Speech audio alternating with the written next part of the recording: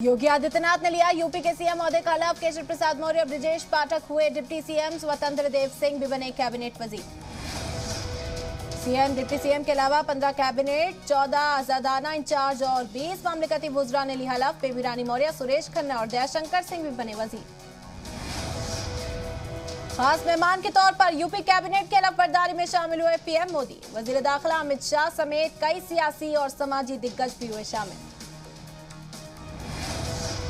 उत्तर प्रदेश के मदरसों में कौमी तराना गाना हुआ लाजमी। क्लास शुरू होने से पहले सभी बच्चों को गाना पड़ेगा राष्ट्रगान जन गण मन। उत्तर प्रदेश मदरसा एजुकेशन का फैसला। राजस्थान में 5वीं क्लास बोर्ड इम्तिहान में उर्दू सब्जेक्ट गायब होने का मामला। पूरे मामले को लेकर जयपुर में ईदगाह के बाहर होगा एहतजाज। राजस्थान उर्दू असतिज़ा यूनियन की जानिब से एहतजाज का ऐलान। लगातार चौथे दिन बढ़े पेट्रोल डीजल के दाम। कीमतों में 80 पैसे का इजाफा। दिल्ली में 98 पेट्रोल तो डीजल 90 के करीब पहुंचे। दिल्ली में नहीं थम रहा एमसीडी तनाजा। केजरीवाल ने मरकजी सरकार पर इलेक्शन न कराने का लगाया इल्जाम। कहा कल हो तो मुल्क में इंतखाब के चुनाव भी नहीं कराएंगे। रामपुर हाट तशद्दुद में कोलकाता हाईकोर्ट का बड़ा फैसला। बीरभूम तशद्दुद की सीबीआई जांच का मामला ममता हुकूमत को झटका। हाईकोर्ट ने कहा बंगाल पुलिस नहीं कर सकती जांच।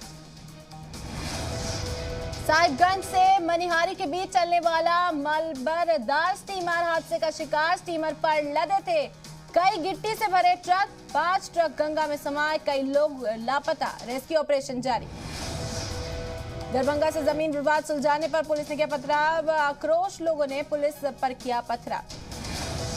रूस यूक्रेन जंग का आज 30वां दिन। यूक्रेन पर नहीं थम रहा रूस का कहर। ब्रसेल्स की मीटिंग में नेटो ने रूस को दिया इंतबाह। कहा हम दुनिया के सबसे मजबूत इत्तेहाद।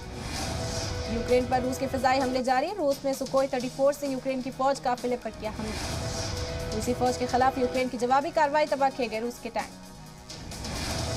यूक्रेन को एंटी शिप मिसाइल भेजने को तैयार नेटो। यूक्रेन रूस जंग का 30वां दिन। यूक्रेन की फौज बर्दियांस्क पोर्ट पर किया हमला। चरनीव में रूस की फौज के हमले के बाद दहशत का माहौल।